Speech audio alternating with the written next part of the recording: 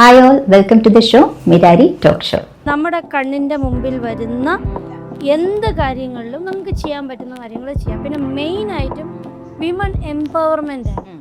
ഈ സ്ത്രീകൾക്ക് പെട്ടിക്കട ഇട്ട് കൊടുത്താൽ വെജിറ്റബിളൊക്കെ വിൽക്കുന്ന കട ഇട്ട് കൊടുക്കുന്ന പരിപാടികൾ ചെയ്യാറുണ്ട്. തയ്യൽ മെഷീൻ വാങ്ങിച്ചു കൊടുക്കാറുണ്ട്. പിന്നെ വീട് റെനോവേറ്റ് ചെയ്യാൻ വേണ്ടുന്ന ഹെൽപ്പ് ചെയ്യാറുണ്ട്. ആ വീട്ടിലെല്ലാവരും ജോലി അവർക്ക് പാർക്കിൻസൺസ് ആണ്. ഇങ്ങനെ നടക്കുമ്പോൾ തെറിച്ച് പോകുന്ന ഒരു ഫീൽ. അവരുടെ മകൻ കുറച്ച് മെൻ്റലി റിട്ടാർഡാണ്. അവരുടെ അമ്മയ്ക്ക് തീരെ വയ്യ, മകൾക്ക് തീരെ വയ്യ. അപ്പോൾ അവർ താമസിക്കുന്നത് ഒരു കുഞ്ഞിൻ്റെ മുന്നിൽ. അപ്പോൾ ഞങ്ങൾ 2 ദിവസം കഴിഞ്ഞിട്ട് അവിടെ പോയി കണ്ടിട്ട് എന്താണോ നമുക്ക് ചെയ്യാൻ പറ്റുന്നത് അത് ചെയ്യാന്നുള്ളതാണ് ഞങ്ങളുടെ അടുത്തൊരു പരിപാടി.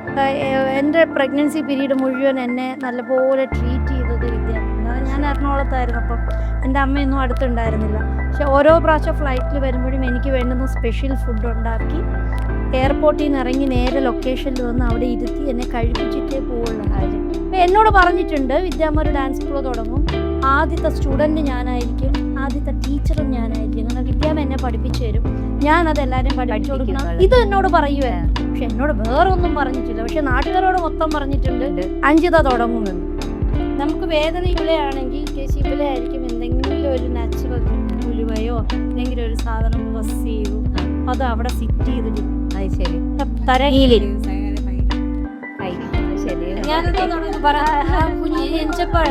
ജനിച്ചപ്പോ ഞങ്ങളൊക്കെ പറഞ്ഞു എന്താ സ്വന്തമായിട്ടൊരു ഇന്ദ്രകാടാണോ.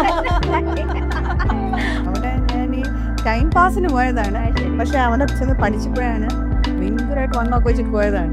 വളരെ സ്ലിമ്മായി വെരിക്കോസ് വെയിനൊക്കെ പോയി അങ്ങനെ കുറെ നല്ല ഇമ്പ്രൂവ്മെന്റ്സ് ഉണ്ടായപ്പോഴത്തേക്ക് കുറേ നല്ല സ്റ്റുഡൻസ് ഉണ്ട്.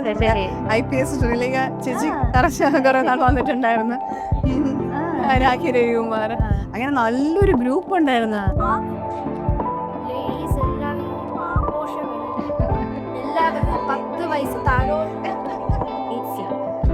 മാവേലി നാടു വാണിയിടും കാലം, മനുഷ്യരെല്ലാരും ഒന്നുപോലെ, എല്ലാവർക്കും അറിയാൻ പാട്ട്. ഈ വരികൾ എഴുതിയതാക്കിയത്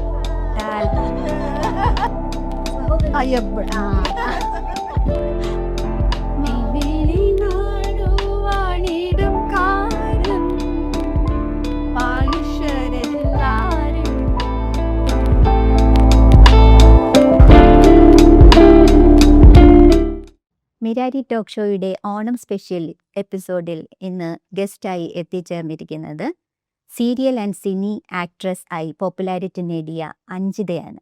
അഞ്ജിത ഒരു ആക്ട്രസ് മാത്രമല്ല, ഒരു ഡാൻസറും ഒത്തിരിയധികം സോഷ്യൽ സർവീസസ് ചെയ്യുന്ന ഒരു ഫിലാന്ത്രോപ്പിസ്റ്റ് കൂടിയാണ്. അഞ്ജിതയുടെ ഹസ്ബൻഡ് ആകട്ടെ വളരെ പോപ്പുലറായിട്ടുള്ള ഡയറക്ടർ സുധീർ ശങ്കറാണ്. ഫഹദ് ഫാസിലിൻ്റെ 2025 വളരെ ഹിറ്റായിട്ട് പ്രേക്ഷകരെല്ലാം സ്വീകരിച്ച മാരീഷിൻ്റെ ഡയറക്ടർ സുധീർ ശങ്കറാണ്. കൂടാതെ അഞ്ജിത ഐസ് ചാരിറ്റബിൾ സൊസൈറ്റിയുടെ സെക്രട്ടറി കൂടിയാണ്. ഇതിനേക്കാളുമൊക്കെ ഉപരി നമുക്ക് ഏവർക്കും പ്രിയങ്കരിയായ, നമ്മയെല്ലാവരെയും വിട്ടുപോയ അതുല്യ കലാകാരി ശ്രീവിദ്യാമ്മയോട് വളരെയധികം അടുത്ത ആത്മബന്ധം സൂക്ഷിച്ചിരുന്ന ഒരു വ്യക്തി കൂടിയാണ് അഞ്ജിത. അതിൻ്റെ അടിസ്ഥാനത്തിൽ തന്നെ ശ്രീവിദ്യാ കലാനിലയം എന്ന ഡാൻസ് സ്കൂൾസും അഞ്ജിത റൺ ചെയ്യുന്നുണ്ട്.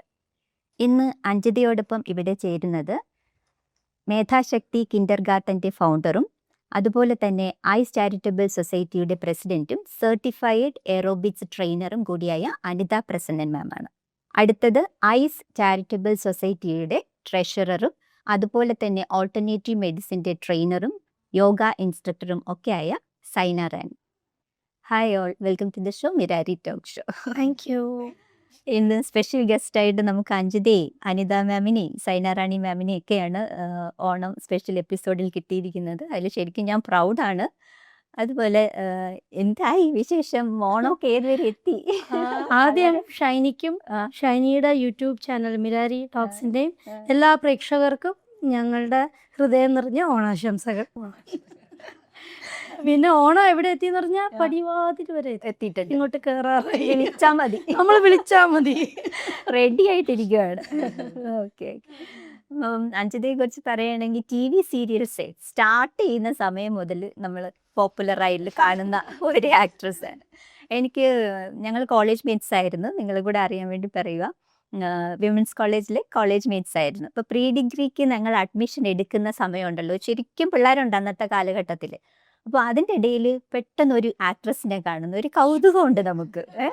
പക്ഷേ ആ സമയത്ത് പലരും ഉണ്ട്, എനിക്ക് തോന്നുന്നു കീർത്തി ഗോപിനാഥൊക്കെ ആ ടൈമിലാണ്. അത് സീനിയറാണ്, ആ സീനിയറാണ് സീനിയർ ആയിരുന്നു, പക്ഷെ ആ കോളേജിലായിരുന്നില്ല. ഞാൻ പ്രീ ഡിഗ്രി തൊട്ട് അവിടെയായിരുന്നു. ഞാൻ പ്രീ ഡിഗ്രി കഴിഞ്ഞ് പ്രീ ഡിഗ്രി സെക്കൻഡ് ഇയർ ആകുമ്പോൾ അവരൊക്കെ ഡിഗ്രിക്ക് വേണ്ടിയിട്ട് അവിടെ വന്നു. Okay okay.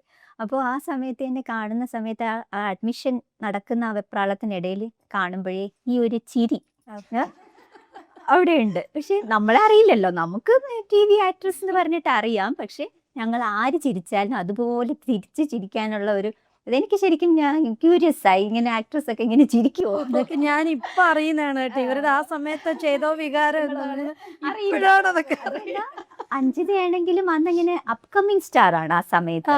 അതല്ല, എനിക്ക് ആ ഫീൽ ഒരു സ്റ്റാർഡം അല്ലെങ്കിൽ അങ്ങനെ ഒരു ഇതൊന്നും എനിക്ക് ആ സമയത്തൊന്നും തോന്നിയിരുന്നില്ല.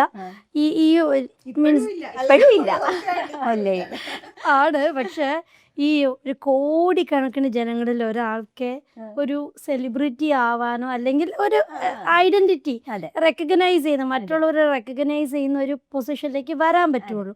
അതൊരു ഭയങ്കര ഭാഗ്യമാണ്. അതെ, കോടിക്കണക്കിന് ജനങ്ങളിൽ ഒരാൾക്ക് നമ്മുടെ തലയിൽ അത് വരച്ചിട്ടുണ്ടെങ്കിൽ മാത്രം വരുന്ന ഒരു കാര്യം. പക്ഷെ ഈ ഒരു ഇമ്പോർട്ടൻസ് എനിക്ക് ആ സ്കൂളിലൊന്നും പഠിക്കുന്ന സമയത്ത്, കോളേജിൽ പഠിക്കുന്ന സമയത്ത് അറിയില്ലായിരുന്നു. പക്ഷെ ഇപ്പോ കുറേ വർഷത്തിന്റെ ഗ്യാപ്പിന് ശേഷം ശരിക്കും പറഞ്ഞ അത് ഞാൻ റിയലൈസ് ചെയ്യണത് ഇപ്പോഴാണ്. പ്രത്യേകിച്ചും അനന്ത ചേച്ചിയും സൈന ചേച്ചിയൊക്കെ എന്ന് പറഞ്ഞാൽ അതിനെങ്ങനെ എനിക്കൊരു ഭയങ്കര സ്പെഷ്യാലിറ്റി അവർ തരുമ്പോഴാണ് എനിക്ക് തോന്നുന്നത്, oh I am someone who is special എന്നുള്ളത് എനിക്ക് ഇപ്പോഴാണ് അതൊക്കെ ഫീൽ ചെയ്യണത്. മുമ്പ് അതൊന്നും ഉണ്ടായിരുന്നില്ല. സമയത്ത് എല്ലാരും അടിയില്ല, ബാക്കിയുള്ളവരുടെ കാര്യങ്ങളിൽ ശ്രദ്ധിക്കും. അന്ന് കുറെ പേര് അങ്ങനെയാണോ, അഞ്ചു കൂടുതൽ സ്വന്തം കാര്യം അവസാനിച്ചു ബാക്കി എല്ലാ കാര്യങ്ങളും ശ്രദ്ധിച്ച് ശേഷം ശ്രദ്ധിക്കുന്നതാണ്. അതിന്റെ ഒരു വ്യത്യസ്തത ആണ് ഈ ബാക്കി നടികളും അഞ്ജിതയും തമ്മിലുള്ള വ്യത്യാസങ്ങൾ. അതെന്ത് ദുഃഖം പറഞ്ഞാല് പുള്ളിക്കാരി ഇപ്പോഴൊരു സൊല്യൂഷൻ കണ്ടെത്താൻ വേണ്ടിയിട്ടാണ്. നമുക്ക് ചെയ്യാൻ പറ്റുന്ന അത്രയൊക്കെ അതെ അതെ അതെ അതെ ചെയ്യാൻ പറ്റുന്ന കാര്യങ്ങളൊക്കെ ചെയ്യാന്ന് ആ. പറയുന്നത്. പിന്നെ ഇവരുടെ കൂടെ ചേരുമ്പോൾ ഉള്ളൊരു വൈബ് എന്ന് പറയണത്, ഇപ്പം ഞാൻ ഇതിപ്പം ഇൻട്രൊഡക്ഷൻ എന്ന് പറയുകയാണെങ്കിൽ ഐ വിമൻസ് അസോസിയേഷൻ, അതെ. അത് ഞങ്ങള് പ്രസിഡന്റും ട്രഷററും ഞാൻ സെക്രട്ടറിയാണ്. അപ്പൊ ഞാൻ ഈ വിമൻസ് അസോസിയേഷനെ ഞാൻ ഇതിനകത്ത് കേറിയ സമയം തൊട്ട് വിശേഷിപ്പിക്കണ എന്താന്ന് വെച്ചാൽ ഈഗോ ഇല്ലാത്ത കുറെ സ്ത്രീകൾ ചേരുന്ന ഒരു സ്ഥലമല്ലേ. കാരണം ഞങ്ങളെല്ലാവരും അങ്ങനെയാണ്, അങ്ങോട്ടും ഇങ്ങോട്ടും ഒരു ഈഗോയും ഇല്ല, അങ്ങോട്ടും ഇങ്ങോട്ടും നല്ലോണം സപ്പോർട്ട് ചെയ്യും. പിന്നെ എല്ലാവരും എല്ലാം തികഞ്ഞവരല്ല. അപ്പൊ എന്തെങ്കിലും നമ്മളുടെ എന്തെങ്കിലും ഒരു ബിഹേവിയർ ഒരു ഇതുണ്ടെങ്കിൽ പോലും അത് നമ്മൾ പറഞ്ഞു കൊടുത്ത് അതങ്ങനെ ചെയ്യരുത് കേട്ടോ, അങ്ങനെ എന്ത് കാര്യവും അങ്ങോട്ടും ഇങ്ങോട്ടും പറയാനുള്ളൊരു ഫ്രീഡം ഉണ്ട്. അത് സത്യം പറഞ്ഞ നല്ല സുഹൃത്തുക്കളുടെ ഇടയിൽ മാത്രമേ ഉള്ളൂ. നമ്മൾ നമ്മുടെ വീട്ടിനകത്ത് അല്ലേ, നമ്മൾ നമ്മുടെ വീട്ടിനകത്ത് ബിഹേവ് ചെയ്യുന്നതിനെക്കാട്ടിലും ഫ്രീ ആയിട്ടാണ് ഞങ്ങളുടെ ഇടയിൽ ബിഹേവ്. നമ്മളുടെ ഇടയിലൊരു ഫംഗ്ഷൻ ഉണ്ടായിരുന്ന അപ്പോൾ നമുക്ക് നിന്ന് ബാക്കിൽ നിന്ന് കിട്ടുന്ന സപ്പോർട്ട് അത് ഭയങ്കര നമുക്കൊരു കോൺഫിഡൻസ് ലെവൽ കൂട്ടും. ഒരു ഫ്രണ്ട്സ് ഇതിൽ നിന്ന് കിട്ടുന്ന സപ്പോർട്ട് ഒട്ടും കുറവാണെന്ന് പറയാം. പക്ഷെ ഫ്രണ്ട്സിന്റെ കിട്ടുന്ന പോലെ അതെ അതെ അത് ഭയങ്കര വീട്ടിൽ നമ്മൾ കുറച്ച് ഫോർമാലിറ്റി ഒക്കെ മീൻസ് ഫാമിലിയുടെ ഇടയിൽ വീട്ടിലുള്ളവരെന്നുള്ളതല്ല, ഇപ്പൊ ഹസ്ബൻഡ് വൈഫ് അങ്ങനെയല്ല, മൊത്തത്തിലൊരു ഫാമിലിയുടെ ഇടയിൽ നമ്മളെല്ലാം കുറെ ഫോർമാലിറ്റി ഒക്കെ കീപ്പ് ചെയ്ത് അവർക്ക് ഫീൽ ചെയ്ത് ഇവർ ഫ്രണ്ട്സിന്റെ ഇടയിൽ ഉണ്ടത്. പക്ഷെ ഞങ്ങൾ കുറച്ച് പേരുടെ ഇടയിൽ ഞങ്ങൾക്ക് അങ്ങനെ ഇല്ല. അതാണ് ആ ഒരു ഫ്രണ്ട്ഷിപ്പിന്റെ ഒരു ബോണ്ടിങ് എന്ന് പറയുന്നത്. അതിലൂടെ ഞങ്ങൾക്ക് ഒരുപാട് നല്ല കാര്യങ്ങൾ ചെയ്യാൻ പറ്റുന്നുണ്ട്. ഒരാളിപ്പോ ഞാൻ ട്രഷറർ, ഞാൻ ചെയ്യേണ്ട ഡ്യൂട്ടി ഞാൻ തന്നെ ചെയ്യണമെന്നില്ല. അഞ്ജിത ചെയ്യും, അനിത ചെയ്യും. അപ്പൊ നമ്മൾ ഒന്നാമത് ഹൗസ് വൈഫായിട്ട് ഇപ്പൊ നമുക്ക് കൂടാതെ നമ്മൾ നമ്മളുടേതായ ഹോംലി ആക്ടിവിറ്റീസ് ഉണ്ട്. അപ്പോ അങ്ങനെ ഒരു സപ്പോർട്ട് എന്ന് പറയുന്നത് ഭയങ്കര ഇമ്പോർട്ടന്റ് ആണ്. ഇമ്പോർട്ടൻസ് ആണ്. പിന്നെ ഐചാരിറ്റബിൾ സൊസൈറ്റിക്ക് ഫണ്ടിങ് ഒന്നും വെളിയിൽ നിന്ന് വരുന്നില്ല. ഓക്കെ ചോദിക്കാൻ വരികയായിരുന്നു. അതിനു മുമ്പ് ഞാൻ ചോദിച്ചോട്ടെ, ഇതിപ്പോ ഫസ്റ്റ് ഐസ് ചാരിറ്റബിൾ സൊസൈറ്റി എന്ന് പറഞ്ഞ് നിങ്ങളത് സ്റ്റാർട്ട് ചെയ്തു. അതിന്റെ ഫുൾ ഫോം എന്ന് പറയുന്നത് എന്താണ്? എക്സലൻസ് എന്നുള്ളതാണ് അല്ലെ? ഈസ് ആണ്. ഈസ് ആണ്. EVES. എംപവർമെന്റ് ആണ് നമ്മുടെ ആദ്യം. ഓക്കെ ഇതിന്റെ കൂടെയാണ് നമ്മളെ വരുന്ന നമ്മളെ തിരിച്ചറിഞ്ഞില്ലെങ്കിൽ നമുക്ക് ആരെയും ഹെൽപ്പ് ചെയ്യാൻ പറ്റത്തില്ല. അതെ, അതുകൊണ്ട് ആദ്യം നമ്മളെ സ്നേഹിക്കുക, അതിനോടൊപ്പം നമ്മളെ ബാക്കിയുള്ളവരെ സ്നേഹിക്കുക എന്നുള്ളതാണ്. അതങ്ങനെ തുടങ്ങാനുള്ള ഇൻസ്പിറേഷൻ ഇതിൽ ആരാണ് മുൻകൈ എടുത്തത്? ആക്ച്വലി അഞ്ജിതയാണോ? അല്ലല്ല, ഞാനല്ല, അനിത ചേച്ചിയാണ് അതിന്റെ ഫൗണ്ടർ. അനിത ചേച്ചിയാണ് അതിന്റെ ഫൗണ്ടർ, പ്രസിഡന്റും. ചേച്ചി പറയൂ, എന്റെ കാര്യങ്ങൾ പറയൂ. അത് നമ്മൾ പഠിച്ചിരുന്ന സ്കൂളാണ് അടുത്ത്, ക്യാമ്പസ് സ്കൂൾ. അപ്പൊ അവിടെ നിന്ന് നമ്മൾ വരുമ്പോഴത്തേക്ക് നമ്മൾ കുറച്ച് ഫ്രണ്ട്സിന് തോന്നിയ ഒരു ആശയമാണ്, നമുക്ക് ഒന്നിച്ച് കൂടിയാൽ നമുക്ക് എന്തെങ്കിലുമൊക്കെ നല്ല കാര്യങ്ങൾ ചെയ്തുകൊണ്ടേ. അങ്ങനെ പറഞ്ഞ് തുടങ്ങിയതാണ്. അന്ന് സുരേഷ് ഗോപിയാണ് വന്ന് നോമിനേറ്റ് ഒക്കെ ചെയ്തത്. നമ്മുടെ പ്രിൻസസ് ഗൗരി പാർവതിബായാണ് നമ്മുടെ പേട്രൺ. അപ്പം അതുകൊണ്ട് തന്നെ നമ്മൾ ഇതിനെ ഒരിക്കലും ഇത് താന്നു പോവാതെ അതിൽ നമ്മൾ ശ്രദ്ധിക്കുന്നു. പിന്നെ അഞ്ജു വന്ന് സെക്രട്ടറി ആയ ശേഷം വളരെ കാര്യങ്ങൾ പിന്നെ കോവിഡ് കഴിഞ്ഞ ശേഷമാണ് നമ്മൾ ഒത്തിരി കുറഞ്ഞത്. അല്ലെങ്കിൽ വളരെ കുറെ കാര്യങ്ങൾ ചെയ്യുന്നു. നമ്മൾ ഹോസ്പിറ്റൽസിൽ പോവും, എവിടെയൊക്കെ പോയത്. ഇപ്പോഴും എന്താണെന്നറിയോ, നമ്മുടെ കണ്ണിന്റെ മുമ്പിൽ വരുന്ന എന്ത് കാര്യങ്ങളിലും നമുക്ക് ചെയ്യാൻ പറ്റുന്ന കാര്യങ്ങൾ ചെയ്യാം. പിന്നെ മെയിൻ ആയിട്ടും വിമൺ എംപവർമെന്റ് ആണ്. ഇപ്പൊ നമ്മള് പൈസ ചെലവാക്കുന്ന കാര്യങ്ങളല്ലാതെയും സ്ത്രീകൾക്ക് വേറെ ഒരുപാട് സപ്പോർട്ടിന്റെ ആവശ്യം. അപ്പൊ എംപവേർഡ് ആയിട്ടുള്ള സ്ത്രീകൾ മറ്റുള്ളവരെയും കൂടെ എംപവർ ചെയ്യുക എന്നുള്ളതാണ്. ദാറ്റ് ഡസൻ മീൻ ദാറ്റ് നമ്മളെല്ലാം എംപവേർഡായി എല്ലാം നേടിയവരാണെന്നല്ല, പക്ഷെ എല്ലാവർക്കും ചെയ്യാൻ പറ്റുന്ന കാര്യങ്ങളൊക്കെ ചെയ്യാന്നുള്ളത്. അപ്പൊ അതിന്റെ ഒരു മെയിൻ പരിപാടി എന്ന് പറയുന്നത് സ്ത്രീകൾ സ്വന്തം കാലിൽ നിൽക്കുക എന്നുള്ളത്. അപ്പൊ ആ നിൽക്കാൻ വേണ്ടി നമ്മൾ സഹായിക്കുക മാക്സിമം. നമ്മൾ ഈ സ്ത്രീകൾക്ക് വെജിറ്റബിൾ ഈ ഫോറിൻ ഫണ്ട് അങ്ങനെയൊന്നും ഇല്ല, നമ്മൾ നമ്മളുടെ കയ്യിൽ നിന്ന് എടുത്തിട്ടാണ് ചെയ്യുന്ന സംഭവങ്ങളെല്ലാം ചെയ്യുന്നത്. ഈ സ്ത്രീകൾക്ക് പെട്ടിക്കട ഇട്ട് കൊടുത്ത വെജിറ്റബിൾ ഒക്കെ വിൽക്കുന്ന കട ഇട്ട് കൊടുക്കുന്ന പരിപാടികൾ ചെയ്യാറുണ്ട്. തയ്യൽ മെഷീൻ വാങ്ങിച്ചു കൊടുക്കാറുണ്ട്. പിന്നെ വീട് റെനോവേറ്റ് ചെയ്യാൻ വേണ്ടുന്ന ഹെൽപ്പ് ചെയ്യാറുണ്ട്. പിന്നെ മാനസികമായിട്ട് ഭയങ്കരമായിട്ട് ഡൗൺ ആയിട്ട് നിൽക്കുന്നവരെ എംപവർ ചെയ്യാൻ നമ്മളൊരു അപ്ലിഫ്റ്റ് ചെയ്ത് കൊടുക്കുന്നുണ്ട്. അവർക്കൊരു കൗൺസിലിംഗ് കൊടുക്കുന്നുണ്ട്. കല്യാണ സമയത്ത് വീട് കത്തിപ്പോയ സമയത്ത് അങ്ങനെ ഒരുപാട് കാര്യങ്ങൾ നമ്മൾ ചെയ്യുന്നുണ്ട്. നമ്മൾ കൂട്ടായിട്ട് നിന്ന് ചെയ്യുന്നതുകൊണ്ടാണ് ചെയ്യുന്നത്. ഇപ്പൊ തന്നെ ഇനിയിപ്പോൾ അടുത്ത ഞങ്ങളുടെ ഒരു പരിപാടി എന്ന് പറയുന്നത്, ഒരു വീട്ടില് ആശാലത എന്ന് പറഞ്ഞൊരു ലേഡിയുടെ വീട്ടിൽ, ആ വീട്ടിലെല്ലാവരും രോഗികളാണ്. അവർക്ക് പാർക്കിൻസൺസ് ആണ്. ഇങ്ങനെ നടക്കുമ്പോൾ തെറിച്ച് പോകുന്ന ഒരു ഫീൽ. അവരുടെ മകൻ കുറച്ച് മെന്റലി റിട്ടാർഡഡ് ആണ്. അവരുടെ അമ്മയ്ക്ക് തീരെ വയ്യ, മകൾക്ക് തീരെ വയ്യ. അപ്പൊ അവർ താമസിക്കുന്നത് ഒരു കുന്നിന്റെ മുകളിലാണ്. അപ്പോൾ ഞങ്ങൾ 2 ദിവസം കഴിഞ്ഞിട്ട് അവിടെ പോയി കണ്ടിട്ട് എന്താണോ നമുക്ക് ചെയ്യാൻ പറ്റുന്നത് അത് ചെയ്യാന്നുള്ളതാണ് ഞങ്ങളുടെ അടുത്തൊരു പരിപാടി. പക്ഷെ നമ്മൾ ഇതുവരെ ഇത് കാട്ടാക്കട കഴിഞ്ഞിട്ടുള്ളത്, ഇത് നമ്മൾ ഇതുവരെ ചെയ്തിട്ടുള്ളതിനെക്കാട്ടിലും കൂടുതൽ ഫണ്ടിങ് വേണ്ടതും എഫോർട്ട് വേണ്ടുന്നതുമായ ഒരു കാര്യമാണ്. കാരണം ഒരു ഫാമിലിയെ റീഹാബിലിറ്റേറ്റ് ചെയ്യുക എന്ന് പറയുന്നത് ഒരു ചില്ലറ കാര്യമാണ്. അപ്പൊ അതിനു വേണ്ടിയുള്ള ഒരു ശ്രമമാണ് നമ്മൾ ഈ അപ്കമിങ് ആയിട്ട് ചെയ്തത്. ജഗതി സ്കൂളിലെ കുട്ടികളെ പഠിപ്പിക്കുന്നു എന്ന് പറഞ്ഞല്ലോ, അതെങ്ങനെയാണ് അതിന്റെ ഫണ്ടിങ്ങും കാര്യമൊക്കെ? കാരണം അവിടെ സ്കൂൾ ബസ്സുണ്ട്, അല്ലാതെ ഗവൺമെന്റിൽ നിന്നുള്ള ഫണ്ട്, എല്ലാ കുട്ടികൾക്ക് ഇന്ന് പൊതുവെ ഒരുപാട് സപ്പോർട്ട് കിട്ടുന്നുണ്ട്. പക്ഷെ ചില കുട്ടികൾക്ക് ഡാൻസിനോട് താല്പര്യമാണ്, പാട്ടിനോട് താല്പര്യമാണ്, അങ്ങനെ ഓരോന്ന് എക്സ്ട്രാ ആയിട്ട് പഠിക്കാൻ താല്പര്യമാണ്. അതവർക്ക് പഠിക്കാം. ആ രീതി അതും ഉദ്ദേശിച്ചിട്ട് ആ ഒരു ഫീസ് എന്ന നിലയിൽ ഓരോ കുട്ടികളുടെ അതെ ഇപ്പൊ കലാപരമായിട്ടും ഉള്ള പ്രോത്സാഹനം ഞങ്ങൾ കൊടുക്കുന്നുള്ള ഒരു ഓരോ കുട്ടികൾക്ക് ഒരു നിർധനരായ ഒരു 16 കുട്ടികളെ സെലക്ട് ചെയ്ത് അതിപ്പോ 16 25 ഉണ്ടെങ്കിലും നമ്മൾ 25 കുട്ടികളെയും സപ്പോർട്ട് ചെയ്യും. ഇപ്രാവശ്യം നമുക്ക് 16 വേറെ ലിസ്റ്റാണ് കിട്ടിയത്. ഞങ്ങൾ അഡോപ്റ്റ് ചെയ്ത പോലെയാണ് ജഗതി സ്കൂൾ. എല്ലാ വർഷവും പ്രവേശനോത്സവം എല്ലാ ഫംഗ്ഷനിലും ഞങ്ങളൊപ്പം പാർട്ടിസിപ്പേഷൻ അവിടെ ഉണ്ടാവും, ഞങ്ങളുടെ ഒരു കോൺട്രിബ്യൂഷനും ഉണ്ടാവും. ഗവൺമെന്റിൽ നിന്ന് കിട്ടാനുള്ളതൊക്കെ കിട്ടിയാലും വേറെ എന്തെല്ലാം ആവശ്യങ്ങളാണ് അത് അങ്ങനത്തെ. ഇപ്പൊ ഗവൺമെന്റ് ഫണ്ടിങ് നിങ്ങൾക്ക് ഇതിനകത്ത് ഉണ്ട് അല്ലേ? ഗവൺമെന്റിൽ നിന്ന് അവർക്ക് സാഹചര്യങ്ങൾ കിട്ടുന്നുണ്ട്. പക്ഷെ ഗവൺമെന്റ് സ്കൂളിൽ പഠിക്കുന്ന കുട്ടികൾക്ക് സീസൺ വേറെ needs ഇല്ലേ? അതെ അപ്പൊ അതിനു വേണ്ടിയുള്ള ഒരു സപ്പോർട്ടാണ് സപ്പോർട്ടാണ് കൊടുക്കുന്നത്. പിന്നെ പാലിയേറ്റീവ് കെയർ അവര് നമ്മളെ ഇൻഫോം ചെയ്താല് എന്താണ് അവരുടെ ആവശ്യം, അത് പിന്നെ ഇപ്പം ചിലപ്പോൾ പറയും നൈറ്റി വേണോന്ന് പറയും, ഓ ശരി. ചിലപ്പോൾ പറയും അണ്ടർ സ്കേർട്ട് വേണോ, അങ്ങനെയുള്ള കാര്യങ്ങളൊക്കെ നമ്മളുടെ കയ്യിൽ നിന്ന് നമ്മളുടെ ഈ ഗ്രൂപ്പിലുള്ള മെമ്പേഴ്സ് ഇട്ട് ആണ് വാങ്ങിച്ചു കൊടുക്കുന്നത്. ഈ ചാരിറ്റീസ് എന്ന് പറയുമ്പോൾ ഞങ്ങൾ 3 പേര് കംപ്ലീറ്റ്ലി ഇൻവോൾവ് ആണ്. 3 പേര് ഇങ്ങനെ ഇതിന്റെ പിന്നിൽ ഇങ്ങനെ മുന്നിലുണ്ടെങ്കിലും ഞങ്ങളെ നയിച്ചുകൊണ്ട് പോണ കുറേ മെമ്പേഴ്സ് ഉണ്ട്.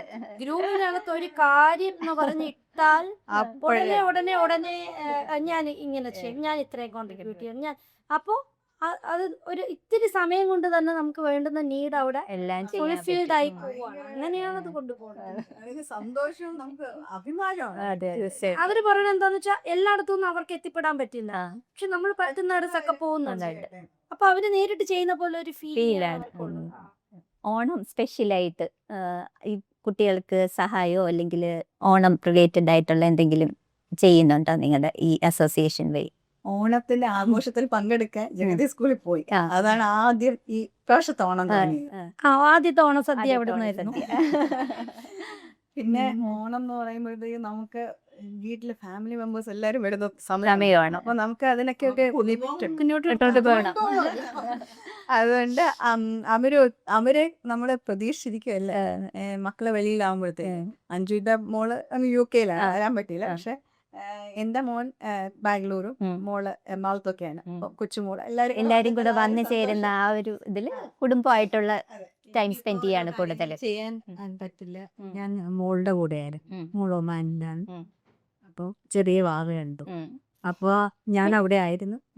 ഈ ഓണത്തിന് നമ്മള് ജഗതി സ്കൂളില് സദ്യയിൽ പങ്കെടുത്തു. പിന്നെ അത് കൂടാതെ നമ്മൾ ഈ പറഞ്ഞ ആശാലത എന്ന് പറയുന്നവർക്ക് ഒരു ഓണക്കിറ്റ് കൊടുക്കും. പിന്നെ ഓണക്കിറ്റ് കൊടുക്കാൻ ഓണത്തിന്റെ അന്നത്തേക്ക് വേണ്ടുന്ന സാധനങ്ങൾ കൊടുക്കുക എന്നുള്ളതാണ് ഞങ്ങളുടെ ആദ്യം ചെയ്യുന്ന ഒരു ഞങ്ങൾക്കത്. പിന്നെ രാജേശ്വരി ഫൗണ്ടേഷനിൽ അവർക്ക് നൈറ്റി ഒക്കെ കൊടുത്തു ഓണക്കോടി എന്നുള്ള രീതിയിൽ അവരെവിടെയും പുറത്തു പോകാൻ. അപ്പൊ നൈറ്റി ഇട്ടോണ്ട് ഓണത്തിന്റെ അന്ന് വീട്ടിൽ റിലാക്സ്, അവിടെ അസുഖബാധിതരായവർക്ക് റിലാക്സ് ചെയ്തിരിക്കാൻ പറ്റുമ്പോഴും ഒരു പുതിയ നൈറ്റി ഇട്ടോണ്ടിരിക്കട്ടെ എന്ന് വിചാരിച്ച് നമ്മളത് അങ്ങനെ ചെയ്തു. പിന്നെ എപ്പോഴും ഫിറ്റ്സ് വരുന്ന ഒരു കുട്ടിക്ക് എല്ലാ മാസവും മരുന്ന് വാങ്ങാനുള്ളൊരു പൈസ ഞാൻ പേഴ്സണലി കൊടുക്കുമായിരുന്നു. പക്ഷെ ഇങ്ങനെയുള്ള ഒക്കേഷൻസ് ഒക്കെ വരുമ്പോൾ അതിൽ നിന്ന് എന്തെങ്കിലും ഒരു അപ്പൊ ആ കുട്ടിക്ക് ഒരു പുതിയ ഓണക്കോടി വാങ്ങാനുള്ള പൈസ നമ്മൾ ഇന്ന് രാവിലെ ഇട്ട് കൊടുത്തിട്ടുണ്ട്. അങ്ങനെയുള്ള കാര്യങ്ങൾ അതൊക്കെ ചെയ്യുന്നു. പക്ഷേ ഇതിപ്പോ ഐസ് ചാരിറ്റബിൾ സൊസൈറ്റി തുടങ്ങുന്നതിന് മുമ്പേ ഞാൻ കേട്ടിട്ടുണ്ട്, അഞ്ചിത രാവിലെ കാറും കൊണ്ട് പിള്ളേരെ സ്കൂൾ വിട്ടിട്ടൊക്കെ ഇറങ്ങും, വഴി കാണുന്ന ആരെയും സഹായിക്കും, ഒരു പട്ടി വഴി കിടന്നാലും അതിനെ കൊണ്ടുപോയിട്ട് ചെയ്യും. ആ കാരുണ്യ പ്രവർത്തനങ്ങളിലേക്ക് എന്നൊക്കെ നല്ല ആക്ട്രസ് ആയിട്ട് ഫേമസ് ആയിട്ട് നിൽക്കുക. അപ്പോൾ അതിലേക്ക് സ്വയം ഇറങ്ങിയതായിരിക്കുമല്ലോ, അത് സൊസൈറ്റി രൂപീകരിച്ചിട്ടാവില്ലല്ലോ. അങ്ങനെ ഒരു ചേതോ വികാരം എന്തായിരുന്നു? അത് ഇപ്പോ പറയുകയാണെങ്കിൽ ഞാൻ വിമൻസ് അസോസിയേഷനിലുണ്ട്. കരുണ ചാരിറ്റീസ്, അത് ക്യാൻസർ പേഷ്യൻസിന് 365 ദിവസവും ഫ്രീ താമസവും ഭക്ഷണവും കൊടുക്കുന്ന ഒരു സെന്റർ നടത്തുകയാണ് ഞങ്ങൾ മെഡിക്കൽ കോളേജ്. അത് അതിന്റെ സെക്രട്ടറിയാണ് ഞാൻ. അതും കുറച്ച് വർഷങ്ങളായിട്ട് സെക്രട്ടറിയാണ്. ഞങ്ങൾ കരുണയ്ക്കൊരു പുതിയ ബിൽഡിങ് സ്വന്തമായിട്ടുണ്ടായാൽ അതെന്താന്ന് വെച്ചാൽ ഞങ്ങളുടെയൊക്കെ കാലം കഴിഞ്ഞാലും നമ്മളുടെ പിള്ളേരൊക്കെ ഇത് ക്യാരി ഓവർ ചെയ്ത് കൊണ്ട് പോകണമെങ്കിൽ നമ്മളൊരു ബേസ്മെന്റ് ഉണ്ടാക്കി കൊടുക്കണം. അപ്പം ലേഖ ആൻറ്റി, ഇന്ത്യൻ അംബാസഡർ ആയിരുന്ന TP ശ്രീനിവാസൻ സാറിൻ്റെ വൈഫ് ലേഖ ആൻറ്റിയാണ് അത് തുടങ്ങിയത്. അപ്പോൾ ആൻറ്റി തുടങ്ങുന്ന സമയത്ത് ആൻറ്റിയുടെ ഒരു കാലം കഴിയുമ്പോൾ ഇതെന്ത് എന്നുള്ളൊരു ചിന്ത തുടങ്ങിയ സമയത്ത് തന്നെ ആൻറ്റി ഈ ലോകം വിട്ടു പോയി. അപ്പോൾ എനിക്ക് ഒരു നാച്ചുറലി ഒരു റെസ്പോൺസിബിലിറ്റി ഉണ്ടെന്നൊരു ഫീലിംഗ് ഉള്ളതുകൊണ്ട് ഞങ്ങളിപ്പോൾ അടുത്തുടനെ അതിനൊരു ഓൺ ബിൽഡിംഗ് ഉണ്ടാക്കാൻ വേണ്ടിയുള്ളൊരു സ്ഥലത്തിൻ്റെ അന്വേഷണത്തിലാണ് ഇപ്പോൾ ഉള്ളത്. അപ്പം അതങ്ങനെ ഒരു കാര്യം, അത് വർഷങ്ങളായിട്ട് നടക്കുന്നുണ്ട്. ഈ ലോകത്തിൻ്റെ പല ഭാഗത്തും ഉണ്ട്. വിയന്ന, ആദ്യം ന്യൂയോർക്കിലാണ് തുടങ്ങിയത്. അപ്പം അത് കുറച്ചൊരു ഇന്റർനാഷണൽ NGO ആണ്. അപ്പം അതിൻ്റെ ഒരു പ്രവർത്തനമുണ്ട്. ഇന്നർവിൽ ക്ലബ് ഓഫ് ട്രിവാൻഡ്രം നോർത്തിലെ മെമ്പറാണ് ഞാൻ. അത് സർവീസ് ഓറിയന്റഡ് ആണ്, പക്ഷെ അത് കുറച്ച് ഫ്രണ്ട്ഷിപ്പ് ആൻഡ് സർവീസ്, ഫ്രണ്ട്ഷിപ്പിലൂടെ സർവീസ് കൊണ്ടുപോകണം എന്നുള്ളതാണ്. പക്ഷെ അത് കുറച്ച് ഇന്റർനാഷണൽ തീം ഉണ്ടാവും. എല്ലാ വർഷവും ഒരു തീം ഉണ്ടാവും. കുട്ടികളെ അഡോപ്റ്റ് ചെയ്യുന്നതായിരിക്കും. അങ്ങനെ ഓരോ വർഷം ഓരോ തീമുണ്ട്. അതിനനുസരിച്ചിട്ടാണ് പോകുന്നത്. അത് കുറച്ച് റൂൾസ് ആൻഡ് റെഗുലേഷൻസിൽ പോണതും നമുക്ക് ലൈഫിൽ ഒരു ഭയങ്കര ചിട്ട ഒക്കെ വരുന്ന ഒരു ഇതാണ് ഇന്നർ വീൽ. ഇതിനൊക്കെ പുറമെ ഇതൊക്കെ തുടങ്ങുന്നതിന് മുൻപ് ഞാൻ വെറുതെ കുട്ടികളുടെ ഞാനായിട്ട് തന്നെ അഭിനയം നിർത്തിയ ഒരാളാണ്.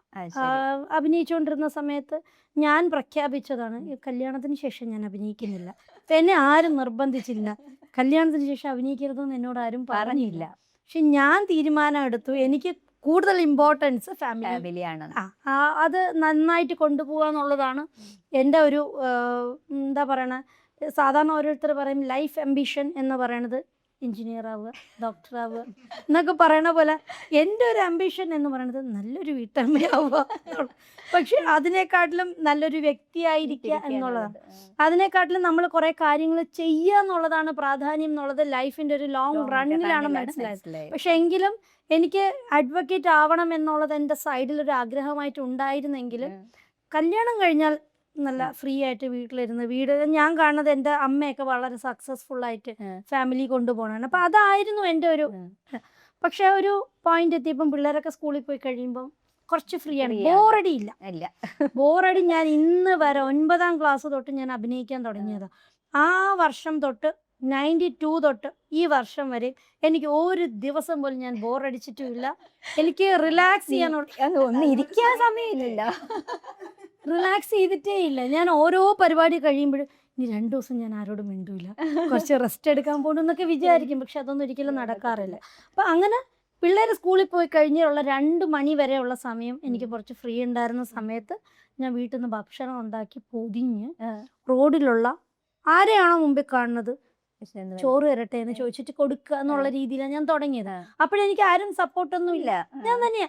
ഞാൻ ഇങ്ങനെ ഒരിടത്ത് ഫുഡ് കൊടുത്തോണ്ടിരിക്കുന്ന സമയത്ത് അവിടെ വന്ന് കണ്ട ഒരു സുനിത എന്ന് പറഞ്ഞ എൻ്റെ ഒരു ഫ്രണ്ട് ഉണ്ട്.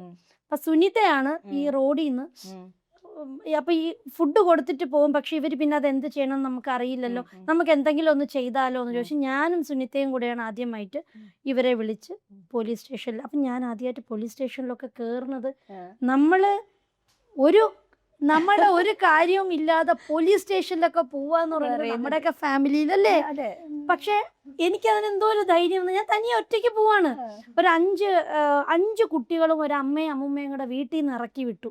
അവര് ശ്രീവരാഹ അമ്പലത്തിന്റെ കുളത്തിൽ ഇങ്ങനെ ഇരിക്കുകയാണ്, എവിടെയും പോവാനില്ല. ഇത് മനോരമ പത്രത്തിൽ കണ്ടിട്ടാണ് ഞാൻ അവിടെ ചെല്ലുന്നത്. അവിടെ ഞാൻ ചെല്ലുമ്പോഴാണ് ഈ സുനിതയും അവിടെ ഈ ന്യൂസ് കണ്ടിട്ട് വരുന്നത്. പിന്നെ ഞങ്ങൾ രണ്ടുപേരും കൂടെ ചേർന്നിട്ട് എൻ്റെ ഒരു നേതൃത്വത്തിലാണ് അവരെ സെറ്റിൽ ചെയ്തത്, ഒരു സ്ഥലത്ത് കൊണ്ടാക്കിയതൊക്കെ. അപ്പൊ തൊട്ട് ഞങ്ങൾ ഈ റോഡിൽ കിടക്കുന്നവരുടെ എടുത്ത് ഇതുപോലെ പോലീസ് സ്റ്റേഷനിൽ പറഞ്ഞ് അവിടുന്ന് ഒരു റീഹാബിലിറ്റേഷൻ സെന്ററിൽ കൊണ്ടാക്കിയിട്ട് ആ അമ്മച്ചിയായുടെ അപ്പൂപ്പനായാലും ആരുടെയും ഫോട്ടോ എടുത്ത് അടുത്ത ദിവസത്തെ പത്രത്തിലിടും. ശരി. അപ്പോൾ അന്ന് എല്ലാവരും പത്രം വായിക്കണ സമയമായിരുന്നു.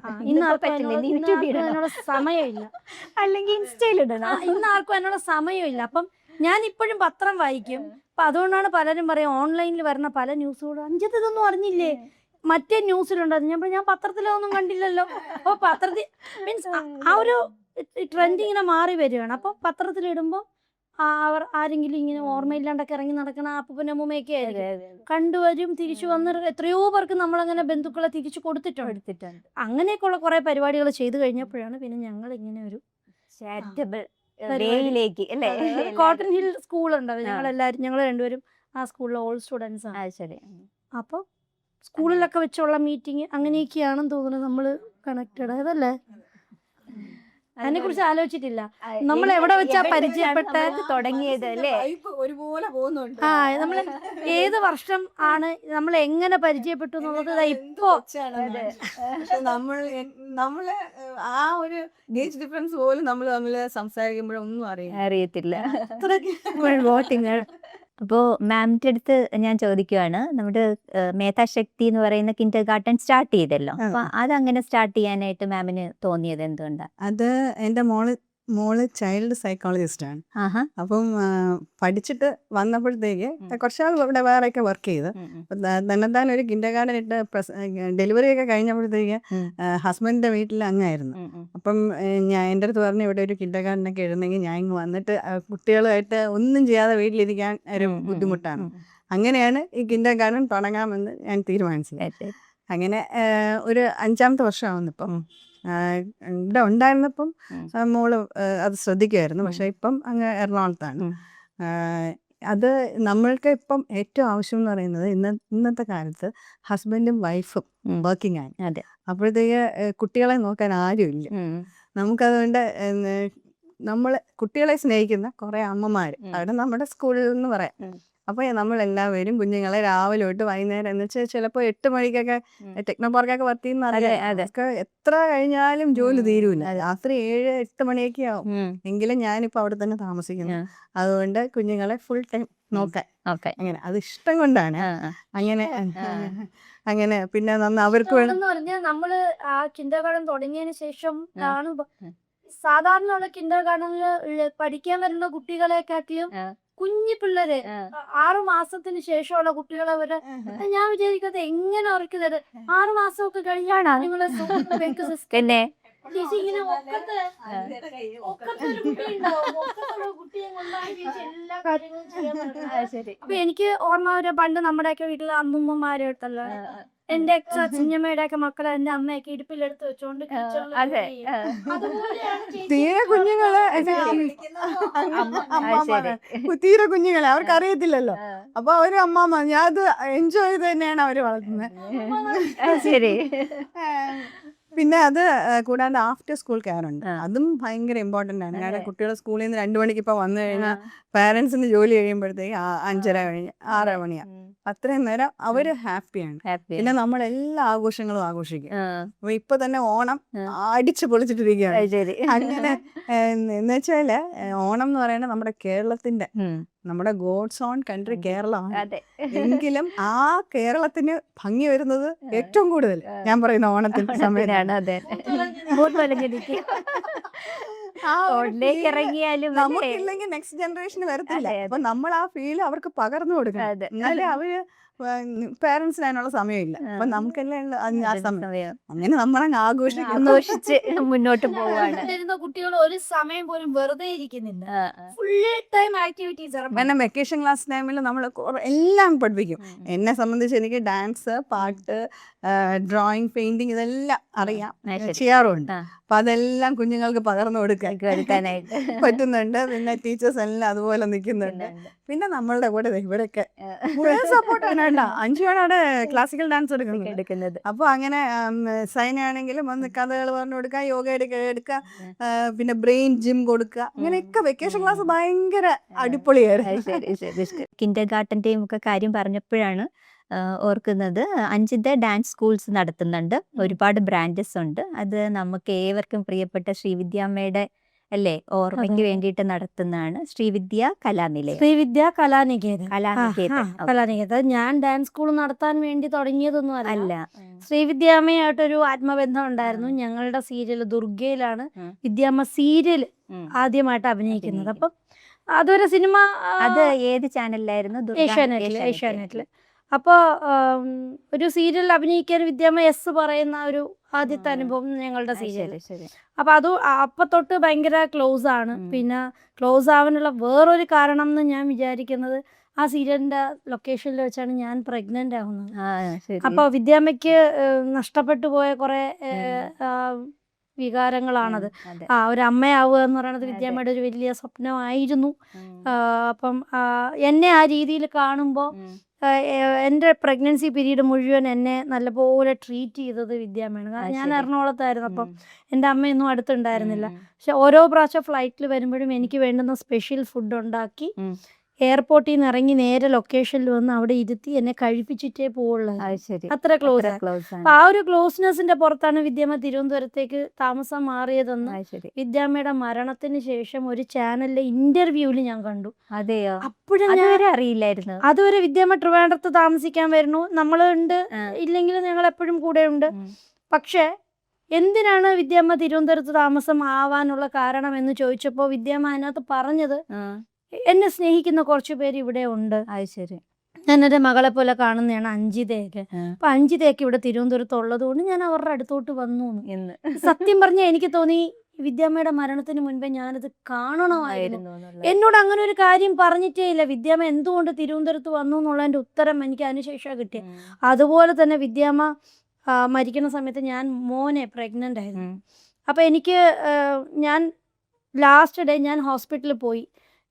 വിദ്യാമ്മ മരിച്ചു എന്ന് അറിഞ്ഞു കഴിഞ്ഞപ്പോൾ എന്നെ ഇങ്ങനെ ഹസ്ബൻഡ് പറയും, കരയരുത്, കരഞ്ഞു ബഹളം വെക്കരുത്, ആൾക്കാരൊക്കെ കണ്ട കളിയാക്കും വെച്ചാൽ ഷോ ഓഫ് കാണിക്കുന്ന പോലെ വിചാരിക്കും. പക്ഷെ ഞാൻ എപ്പോഴും വിചാരിക്കും ഞാനത് ചിന്തിക്കാൻ പാടില്ല, എനിക്ക് വിദ്യാമ്മയെ കണ്ട് കരയണമായിരുന്നു. എനിക്ക് ആ കരയാൻ പറ്റാത്തതിൻ്റെ ഒരു ഫ്രസ്ട്രേഷൻ എന്നെ വർഷങ്ങളോളം എൻ്റെ ഉള്ളിലുണ്ടായിരുന്നു. അപ്പം ആ ദിവസം കഴിഞ്ഞിട്ട് വിദ്യാമ്മയുടെ അനുസ്മരണ ചടങ്ങിന് വിളിച്ചപ്പോൾ ഞാൻ ആദ്യമായിട്ട് സ്റ്റേജിൽ ഇങ്ങനെ കയറിയിട്ട് സ്പീച്ച്ലെസ് ആയി പോയ ഒരു അവസ്ഥയാണ്. കാരണം എനിക്ക് വിദ്യാമ്മ മരിച്ചു കിടക്കുന്ന സമയത്ത് ഇങ്ങനെ നോക്കി നിന്നിട്ട് വരാനേ പറ്റുള്ളൂ. എനിക്ക് മനസ്സ് തുറന്ന് കരയാൻ പറ്റാത്തതിൻ്റെ ഒരിതായിരിക്കാം. മൈക്കിൻ്റെ മുമ്പിൽ സംസാരിക്കാൻ കയറുമ്പോൾ എൻ്റെ കണ്ണിൽ നിന്ന് ഇങ്ങനെ വെള്ളം ഒഴുകുന്നുണ്ട്. അപ്പം അവിടുന്ന് എന്നോട് പറഞ്ഞൊന്നുമില്ല നേരെ സംസാരിക്കണം എന്നൊന്നും. ഫംഗ്ഷൻ തുടങ്ങി കഴിഞ്ഞപ്പോൾ വിദ്യാമ്മയ്ക്ക് മകളെ പോലെയായിരുന്നു. 5 ദേവ് 2 വാക്ക് സംസാരിക്കാൻ വിളിക്കണു, അനുസ്മരണത്തിന് വിളിക്കണമെന്ന് പറഞ്ഞപ്പോൾ ഞാൻ സാധാരണ വേദിയിൽ വലിയ കുഴപ്പമില്ലാതെ സംസാരിക്കുന്ന ഒരാളാണ്. സൂര്യൻ്റെ കീഴിലുള്ള എന്ത് കാര്യത്തിനെ കുറിച്ച് അറിഞ്ഞുകൂടെങ്കിൽ നമ്മളത് എങ്ങനെയെങ്കിലും സംസാരിക്കും എന്നുള്ളതാണ്. അപ്പോൾ ഞാൻ അവിടെ ചെന്ന് നിൽക്കുമ്പോൾ എനിക്കൊന്നും സംസാരിക്കാൻ പറ്റില്ല, കണ്ണിൽ നിന്ന് ഇങ്ങനെ വെള്ളം ഒഴുകുന്നു. ഞാൻ ആദ്യമായിട്ട് കരച്ചിൽ വരുന്ന ഒരു വഴി അറിഞ്ഞത് നമ്മുടെ ഇവിടുത്തെ ഈ കവിളൊക്കെ ഇങ്ങനെ ആയിട്ട് നമ്മൾ കരച്ചിൽ കൺട്രോൾ ചെയ്യാൻ നോക്കുന്നത് പറ്റുന്നില്ല. അവസാനം ഞാൻ അവിടെ പറഞ്ഞു സോറി എന്ന് പറഞ്ഞിട്ട് ഞാൻ ഇറങ്ങി ഇങ്ങനെ പോന്നു. പിന്നെ ഒരു 4 വർഷത്തേക്ക് ഞാൻ ഈ ഒരു അനുസ്മരണ ചടങ്ങിനും പോയിട്ടില്ല. ഇത് ആദ്യത്തെ വർഷത്തെ അനുസ്മരണ ചടങ്ങ്. 4 വർഷം പോയിട്ടില്ല. 4 വർഷം കഴിഞ്ഞ് വിദ്യാമ്മയുടെ വീട്ടിലൊരു അനുസ്മരണ ചടങ്ങിന് പോയപ്പോൾ ആ 4ാമത്തെ വർഷം എനിക്ക് തോന്നി എന്തോ ഞാനിങ്ങനെ മാറിയിരിക്കാൻ പാടില്ല. എല്ലാവരും വിദ്യാമ്മയുടെ എല്ലാവരും എല്ലാം ആഘോഷിക്കുമ്പോൾ വിദ്യാമ്മയുടെ ഒരു അനുസ്മരണം, വിദ്യാമ്മയുടെ ആ ദിവസം ആ വീട്ടിൽ പോയി വിളക്ക് കത്തിക്കാൻ എനിക്കും തോന്നണമെന്ന് പറഞ്ഞിട്ട് അന്നത്തെ ആ വർഷം ഞാൻ പോയി. തലേ ദിവസം പോയി വീട് ക്ലീൻ ചെയ്യിപ്പിക്കാം എന്നൊക്കെ പറഞ്ഞ് ഞാൻ ചെന്നപ്പോൾ വിദ്യാമ്മയുടെ വെൽ വിഷേഴ്സ്, വിദ്യാമ്മയുടെ അടുത്ത ഫ്രണ്ട്സ് പലരും അവിടെ വന്നിട്ട് അഞ്ജിത എന്താ ഇത്ര ഇറസ്പോൺസിബിൾ ആയിട്ട് ബിഹേവ് ചെയ്യുന്നത്, ഞങ്ങളോടൊക്കെ പറഞ്ഞിട്ടുണ്ട്. അഞ്ജിതയാണ് വിദ്യാമ്മയുടെ ഡാൻസ് സ്കൂള് ആദ്യത്തെ സ്റ്റുഡൻറ്റും ആദ്യത്തെ ടീച്ചറും അഞ്ജിതയായിരിക്കും എന്നൊക്കെ ഞങ്ങളോട്. അഞ്ജിത തുടങ്ങും എൻ്റെ ഡാൻസ് സ്കൂൾ, അഞ്ജിത കൊണ്ടുപോകും എന്ന് ഞങ്ങളോട് പറഞ്ഞിട്ടുണ്ട്. പക്ഷെ അഞ്ജിത എന്താ അത് മൈൻഡ് ചെയ്യാത്തത്? അപ്പൊ എന്നോട് പറഞ്ഞിട്ടുണ്ട് വിദ്യാമ്മ ഒരു ഡാൻസ് സ്കൂള് തുടങ്ങും, ആദ്യത്തെ സ്റ്റുഡൻറ്റ് ഞാനായിരിക്കും, ആദ്യത്തെ ടീച്ചറും ഞാനായിരിക്കും. അങ്ങനെ വിദ്യാമ്മ എന്നെ പഠിപ്പിച്ചു തരും, ഞാനത് എല്ലാവരും പഠിപ്പിച്ചു കൊടുക്കണം, ഇത് എന്നോട് പറയുമായിരുന്നു. പക്ഷെ എന്നോട് വേറെ ഒന്നും പറഞ്ഞിട്ടില്ല. പക്ഷെ നാട്ടുകാരോട് മൊത്തം പറഞ്ഞിട്ടുണ്ട് അഞ്ജിത തുടങ്ങുമെന്ന്. അപ്പൊ അതെനിക്ക് ഭയങ്കര ഗിൽറ്റി ഫീലിംഗ്. ഞാൻ അന്നത്തെ ദിവസം ഉറങ്ങിയിട്ടില്ല. അവിടെ വെച്ച് ഞാൻ എടുത്ത തീരുമാനമാണ് ഞാൻ വിദ്യാമ്മയ്ക്ക് വേണ്ടി ഒരു ഡാൻസ് സ്കൂൾ തുടങ്ങും. അപ്പൊ ആദ്യം വേറൊരു ടീച്ചറെ വെച്ച് പഠിപ്പിക്കാൻ തുടങ്ങി. ആ ടീച്ചർ ഒരു 4 ദിവസത്തെ ക്ലാസ് കഴിഞ്ഞപ്പോൾ ഒരു ദിവസം അവധി എടുത്തു. അവരെ സംബന്ധിച്ചിടത്തോളം ഒരു വളരെ നോർമലായ ഒരു അവധി. ഇന്ന് ഞാനില്ല. പക്ഷെ അന്ന് ഈ വാട്സാപ്പ് ഒന്നും ഇല്ലാത്തതുകൊണ്ട് നമുക്കൊന്നും അറിയാൻ പറ്റില്ല. പഠിക്കാൻ പറഞ്ഞ പിള്ളേരെ എന്ത് ചെയ്യും? ചേച്ചി എന്തെങ്കിലും ചെയ്യും, ചേച്ചി ഡാൻസ് ഒക്കെ കളിക്കുന്നില്ലേ, ചേച്ചി ഇന്ന് പഠിപ്പിച്ചങ്ങ് വിടുന്നു. അപ്പം ഞാൻ ചെന്നിരുന്ന് പിള്ളേർ വന്നപ്പോൾ പിള്ളേർ ഒന്നും അറിഞ്ഞുകൂടാത്ത പാവം കുട്ടികളല്ലേ വന്നിട്ട് ഞാൻ ആദ്യത്തെ 5ാമത്തെ അടവ് പഠിപ്പിച്ചപ്പോൾ എനിക്ക് തെറ്റിപ്പോയി എന്ന് പറഞ്ഞാൽ ഞാൻ എത്ര ആലോചിച്ചിട്ടും 5ാമത്തെ തട്ടടവ് എനിക്ക് ഓർമ്മ വരണില്ല. പക്ഷെ ഈ പാവം കുട്ടികൾ നമ്മൾ എന്ത് പഠിപ്പിച്ചു കൊടുത്താലും പഠിച്ചിട്ടു, കാരണം അവർക്ക് അറിയില്ലല്ലോ. അപ്പൊ ഞാൻ അന്ന് എൻ്റെ ഓർമ്മയിൽ വന്ന 5ാമത്തെ അടവ് എന്താണോ അത് ഞാൻ പഠിപ്പിച്ചു. അന്ന് രാത്രി ഞാൻ ഉറങ്ങിയിട്ടില്ല. കാരണം ഞാനൊരു റെസ്പോൺസിബിലിറ്റി ഏറ്റെടുത്തിട്ട് എനിക്കത് ഫുൾഫിൽ ചെയ്യാൻ പറ്റില്ല എന്നുള്ളൊരു ഫീലിംഗ് ആണ്. അടുത്ത ദിവസം രാവിലെ ഞാൻ ചെയ്തത് ഞാൻ ഡിഗ്രിക്ക് ചേർന്നു. ശരി. ഭരതനാട്യം. കാരണം എവിടെയെങ്കിലും പോയി കുറച്ച് ഡാൻസ് പഠിക്കുക എന്നുള്ളതല്ല, I want to be qualified. ഞാനൊരു ഡാൻസ് സ്കൂൾ നടത്തുകയാണെങ്കിൽ അതിന് ഞാൻ യോഗ്യയായിരിക്കണം എന്ന് എനിക്ക് പൂർണ്ണ ഉത്തരവാദിത്വം ഉണ്ടായിരുന്നു. അതുകൊണ്ട് ഞാൻ അന്ന് തൊട്ട് 5 വർഷക്കാലം കുട്ടികൾ പഠിക്കുന്നതിനോടൊപ്പം ഞാനും പഠിച്ചു എന്ന് വേണമെങ്കിൽ പറയാം. ആ പഠിപ്പിച്ചുകൊണ്ടിരുന്ന ടീച്ചർ അവിടെ തന്നെ ഉണ്ടായിരുന്നു, അവര് വരും പഠിപ്പിക്കും. പക്ഷെ ഞാൻ എൻ്റെ സൈഡിൽ കൂടെ ഞാൻ എൻ്റെ കോഴ്സ് പഠിക്കുന്നുണ്ടായിരുന്നു. അങ്ങനെ ഡിഗ്രി എടുത്തു, MA എടുത്തു, പിന്നെ കേരള നടനത്തിലെ ഡിപ്ലോമ എടുത്തു, ആൻഡ് ഇന്റഗ്രേറ്റഡ് കോഴ്സ് എടുത്തു. ഇനി ഞാൻ ഒരു എന്തെങ്കിലും ഒരു ട്രെയിനറായി 10 വർഷം മുന്നേ ട്രെയിനറായി. കാരണം 10 വർഷം മുമ്പേ ഞാൻ ഡിഗ്രി MA കംപ്ലീറ്റ് ചെയ്തു. പക്ഷെ അത് കഴിഞ്ഞ് ഞാൻ ഇപ്പോഴും പഠിച്ചുകൊണ്ടിരിക്കുന്നു. മോഹിനിയാട്ടം, കുച്ചിപ്പുടി ഇതെല്ലാം എടുക്കും. പക്ഷെ എനിക്കൊരു ഡോക്ടറേറ്റ് PhD പോകണം ഒരു സബ്ജക്റ്റിൽ എന്നുള്ളതാണ്. അതാണ് ശ്രീവിദ്യാ കലാനികേതന് വേണ്ടിയുള്ള എൻ്റെ അടുത്ത് ഇപ്പം ബ്രാഞ്ചസ് എന്ന് പറഞ്ഞാൽ കുമാരപുരം മെഡിക്കൽ കോളേജിൽ ഒരു ക്ലാസ് ഉണ്ട്, ആനേറ NSS കരയോഗം ഹാളിൽ ഒരു ക്ലാസ് ഉണ്ട്, ഇവിടെ മേത്താശക്തി കിൻഡർ ഗാർഡനിലെ ഹാളിൽ ഒരു ക്ലാസ് ഉണ്ട്, ജവഹർ നഗറിൽ ലേഖ ആൻറ്റിയുടെ വീട്ടിൽ. ലേഖ ആൻറ്റി അവിടെ ഒരു ഡാൻസ് ഹാളുണ്ട്. ആ ഹാളിൽ ഞങ്ങൾ എപ്പോഴും ഡാൻസ് ഒക്കെ ചെയ്യുമായിരുന്നു. അപ്പൊ ആ ഹാൾ ഇപ്പോഴും സജീവമാണ്. അപ്പൊ അങ്ങനെ 4 സെന്റേഴ്സ്. 4 സെന്റർ എന്ന് പറയുമ്പോൾ 40,000 കുട്ടികളൊന്നും വിചാരിക്കരുത്. അതാത് കുട്ടികൾക്ക് അവിടെ അവിടെ വരാനുള്ള സൗകര്യത്തിന് വേണ്ടി. കാരണം പലരും ഡാൻസ് തുടങ്ങി കഴിയും, ഒരു ആവേശത്തിന് വിദ്യാരംഭത്തിൻ്റെ അന്നങ്ങ് തള്ളായിരിക്കും തുടങ്ങാൻ. അത് കഴിഞ്ഞ് കുറച്ച് പിന്നെ എൻ്റെ ക്ലാസ് എന്ന് പറഞ്ഞാൽ ഞാൻ വളരെ സിസ്റ്റമാറ്റിക്കായിട്ട് പഠിപ്പിക്കുന്ന ഒരു ടീച്ചറാണ്. അപ്പോൾ വിദ്യാരംഭത്തിൻ്റെ അപ്പം തുടങ്ങുന്ന കുട്ടികളിൽ വളരെ ഡെഡിക്കേറ്റഡ് ആയിട്ടുള്ള കുട്ടികളെ വരും വർഷങ്ങളിൽ ഉണ്ടാവുള്ളൂ. പിന്നെ ഈ കുറച്ച് ഉടായ്പ പരിപാടിയൊക്കെ കളിപ്പിച്ച് എങ്ങനെയെങ്കിലുമൊക്കെ ഇരുന്ന് കളിപ്പിച്ചിട്ട് പോണവർക്ക് പിള്ളേർ കാണും. കാരണം കുട്ടികൾക്ക് എഫേർട്ട്ലെസ് ആണ്. പക്ഷെ നല്ല എഫേർട്ട് എടുത്ത് പഠിപ്പിക്കുന്നിടത്ത് കുട്ടികൾ കുറവായിരിക്കും. അപ്പം അതുകൊണ്ട് ഞാൻ പറയും, വളരെ നന്നായി കളിക്കുന്ന ഡെഡിക്കേറ്റഡ് ആയിട്ടുള്ള ഒരു സംഘം പാരൻസും ഡെഡിക്കേറ്റഡ് ആയിട്ടുള്ള ഒരു സംഘം കുട്ടികൾ അവര് വർഷങ്ങളായിട്ട് ശ്രീവിദ്യാ കലാനികേതൻ ഫാമിലിയിലുണ്ട്. അപ്പൊ ശ്രീവിദ്യാമ്മയോട് ഒരുപാട് നല്ല നിമിഷങ്ങളും ഒക്കെ പങ്കിട്ടുണ്ടാവുമല്ലോ അഞ്ജിത. അപ്പോൾ പഴയ ഓണക്കാലത്ത് ഏതെങ്കിലും ഒരു ഓണത്തിന് ശ്രീവിദ്യാമ്മയായിട്ട് ടൈം സ്പെൻഡ് ചെയ്യും, അങ്ങനെ ശ്രീവിദ്യാമ്മയോടൊപ്പം സ്പെൻഡ് ചെയ്ത ഒരു ഓണത്തിനെ കുറിച്ച്? വിദ്യാമ്മയ്ക്ക് പൊതുവെ വിദ്യാമ്മയുടെ വീട്ടിൽ പണ്ട് തൊട്ടേ ഉള്ളൊരു ശീലം എന്ന് പറയണത് എല്ലാവർക്കും ഗിഫ്റ്റ് വിദ്യാമ്മയുടെ വീട്ടിൽ നിന്നേ കൊടുക്കുകയുള്ളൂ. അതായത് കല്യാണം വിളിക്കാൻ ആരെങ്കിലും വന്നാലും വിദ്യാമ്മയുടെ അമ്മ അലമാരിയിൽ നിന്ന് പട്ടുസാരി, എന്തെങ്കിലും സ്വർണം ഒക്കെ എടുത്തു കൊടുക്കുന്ന ഒരു സിസ്റ്റമാണ് അവരുടെ വീട്ടിലുള്ളത്. അത് കുറച്ച് നാൾ കഴിഞ്ഞപ്പം വിദ്യാമ്മയുടെ കാതിൽ നിന്നൊക്കെ വരെ ഊരി കൊടുക്കുന്ന ഒരു സ്റ്റേജ് ആയിട്ടുണ്ട്. എന്നാലും വീട്ടിൽ വരുന്നവർക്ക് അമ്മ ഇങ്ങനെ എന്തെങ്കിലും കൊടുത്തേ വിടുള്ളൂ. അപ്പം നാച്ചുറലി വിദ്യാമ്മയ്ക്ക് ഇങ്ങോട്ട് ഗിഫ്റ്റ് കിട്ടുക എന്ന് പറയണത് വളരെ ചുരുക്കമായിട്ട്.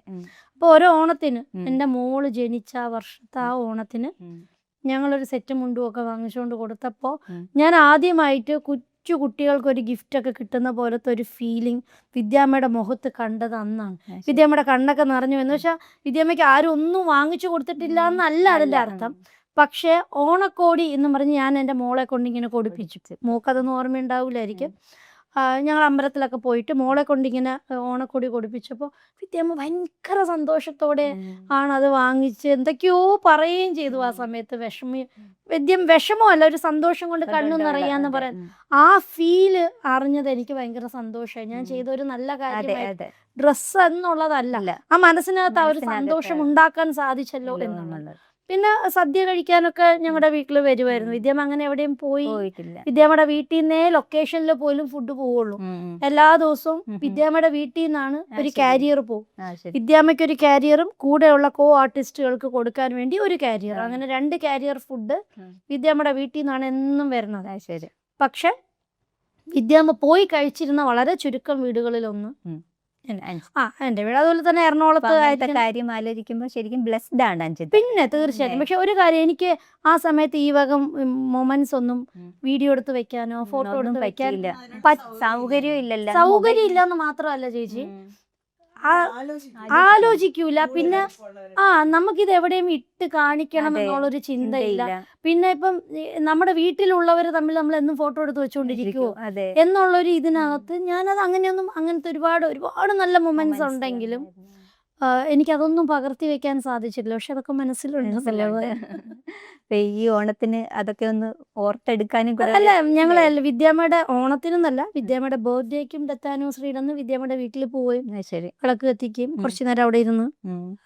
എന്താണ് വിദ്യാമ്മയുടെ വീട്ടിന്റെ അവസ്ഥ? ഇപ്പൊ ട്രസ്റ്റ് ഏറ്റെടുക്കൂ എന്നൊക്കെ പറഞ്ഞിട്ടുണ്ടായിരുന്നല്ലോ. അല്ല, അത് ഓൾറെഡി വിദ്യാമ്മയുടെ ഒരു ട്രസ്റ്റ് ഉണ്ടല്ലോ. ആ ട്രസ്റ്റിനകത്ത് ഞങ്ങളാരും ഇല്ല.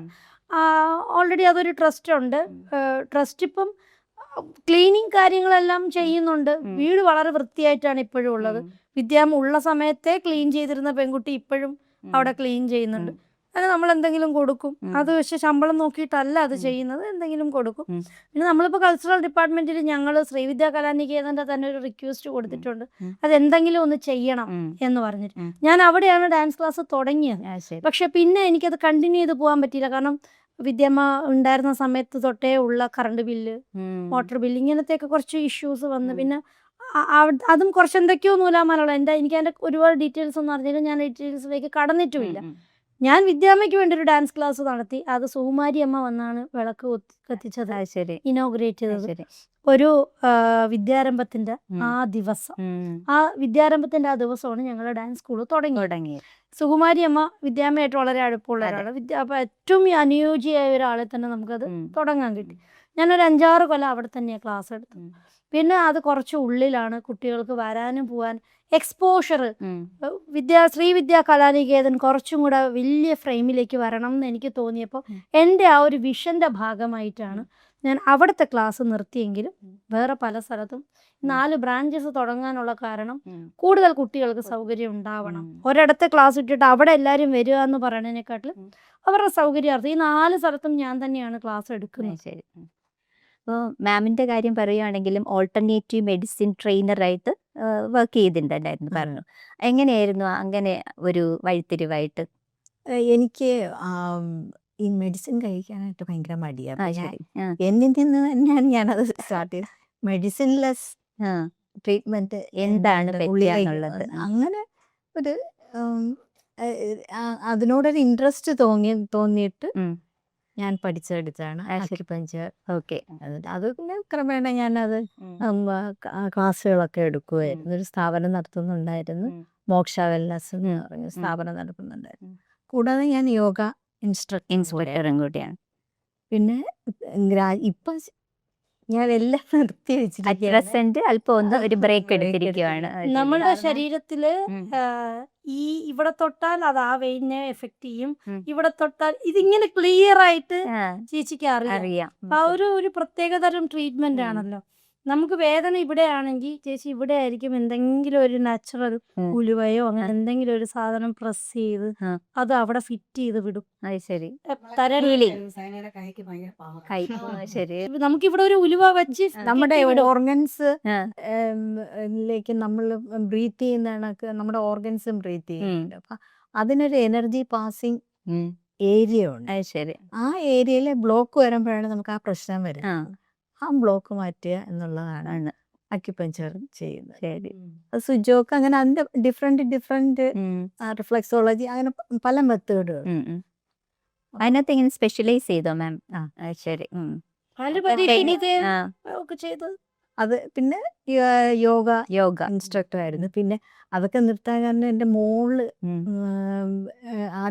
ഹൈക്കോർട്ടില് അഡ്വക്കേറ്റ് ആയിരുന്നു. ശരി. അപ്പൊ അവളുടെ കല്യാണാലോചനയൊക്കെ വരുന്നുണ്ട്. അപ്പൊ അവൾക്ക് ഒരു ഫുഡ് പ്രോപ്പർ ഫുഡ് കൊടുക്കാൻ വേണ്ടിയിട്ടാണ് ഞാൻ ഇവിടെ എറണാകുളത്തേക്ക് പോയത്.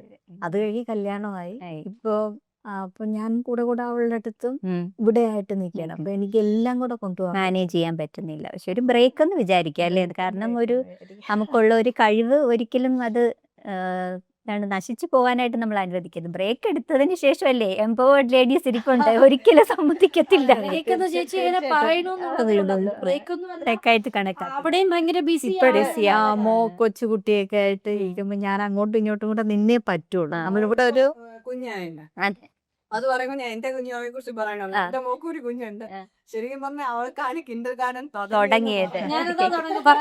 കുഞ്ഞി ജനിച്ചപ്പോൾ ഞങ്ങളൊക്കെ പറഞ്ഞു കണ്ടാ സ്വന്തമായിട്ടൊരു കിൻഡർ ഗാർഡൻ. അങ്ങനെ ഒരു അമ്മമ്മ ഇത് ആദ്യമായിരിക്കും. അതെ അതെ അതെ. ശരി. ആട്ടുകുട്ടികൾ കുഞ്ഞുങ്ങൾ തുടങ്ങി. അവക്ക് ഭയങ്കര വിഷമമാണ് ഇവിടെ ഇല്ലാതെ പറഞ്ഞാണല്ലോ. മനസ്സ് മുഴുവൻ ഇവിടെയാണ്. ഇപ്പൊ ഓണാഘോഷത്തിന് ഞാൻ ചെന്നെന്ന് വിളിച്ചോണ്ട് ലീവ് കിട്ടും. മോളെ വിളിച്ചോണ്ട് വന്ന് അവള് വന്നിട്ട് അന്ന് പറയണ എന്റെ 5ാമത്തെ വയസ്സിൽ ആദ്യത്തെ ഓണമാണ്. കുട്ടികൾ ഭയങ്കരമായിട്ട് എൻജോയ് ചെയ്താണ് പഠിക്കുന്നത്. ശരി.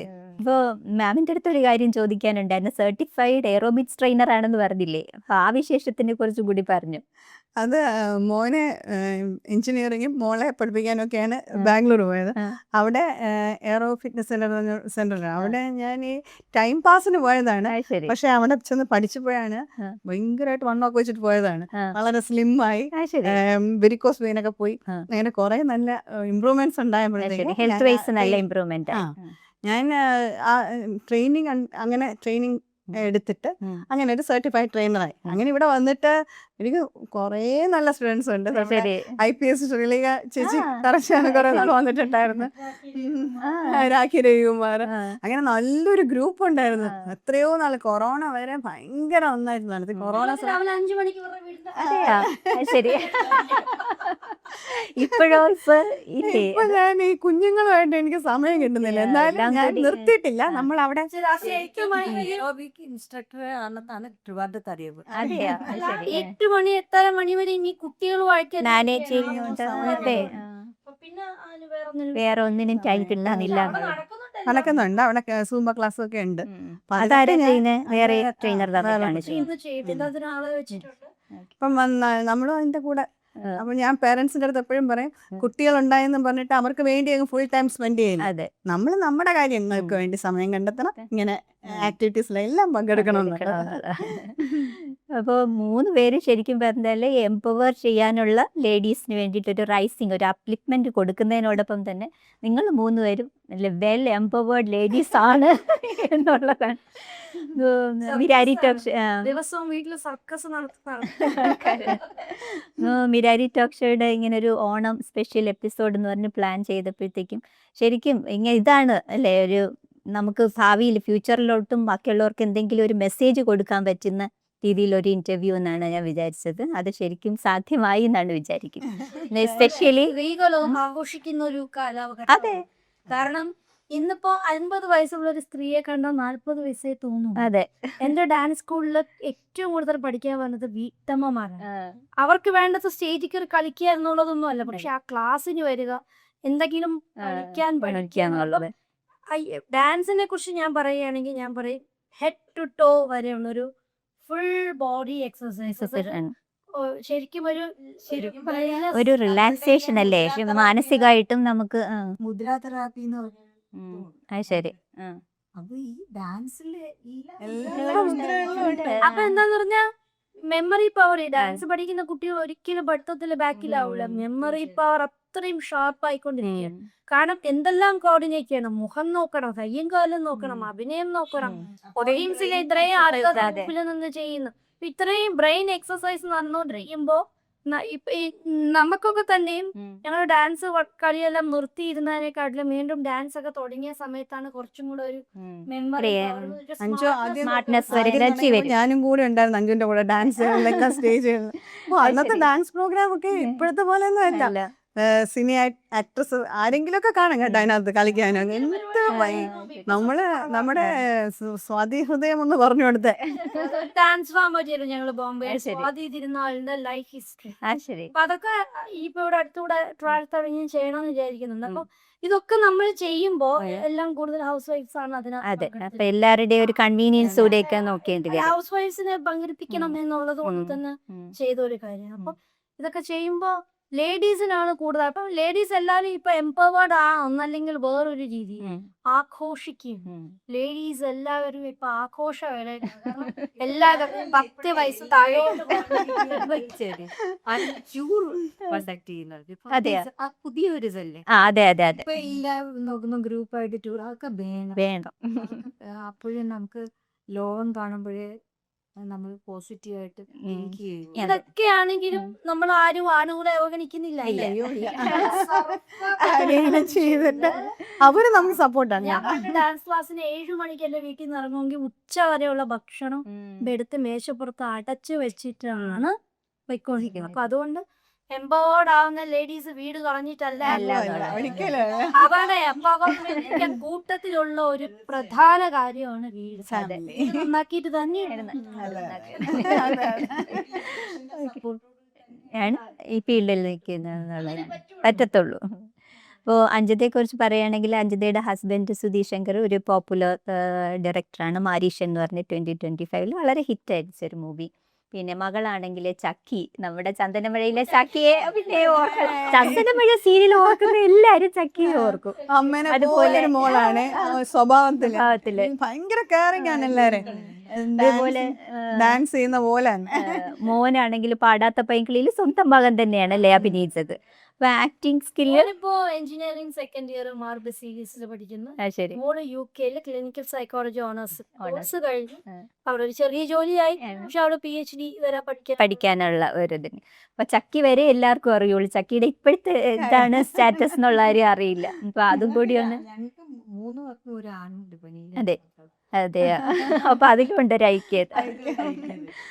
അപ്പോൾ നമ്മൾ ഇത്രയും നേരം വളരെ സന്തോഷമായിട്ട് മൂന്നുപേരും ഇവിടെ ഇരുന്ന് അല്ലേ ഒരു ഷെയർ ചെയ്തെന്ന് പറയാം അല്ലേ, അങ്ങോട്ടും ഇങ്ങോട്ടും നിങ്ങൾക്ക് പറയാനുള്ളതെല്ലാം ഷെയർ ചെയ്യാനൊക്കെ ഒരു അവസരം കിട്ടി.